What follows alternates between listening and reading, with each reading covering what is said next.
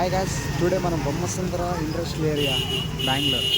So ఇక్కడంతా రేర్గా దొరుకుతుంది. ఈ స్ట్రీట్ మొత్తము అంతా తక్కువగా ఉంటుంది. ఏదైనా కానీ కొన్ని బట్టల షాప్ అయినా యాక్చువల్లీ ఇక్కడ చెప్పాలంటే అంతా తెలుగు వాళ్ళు ఎక్కువ ఉంటారు. మేబీ ఇక్కడంతా తెలుగు చికెన్ షాప్స్ ఉన్న వాళ్ళు కానీ అంతా తెలిసిన వాళ్ళు అంతా తెలుగు వాళ్ళు ఎక్కువ వేరు.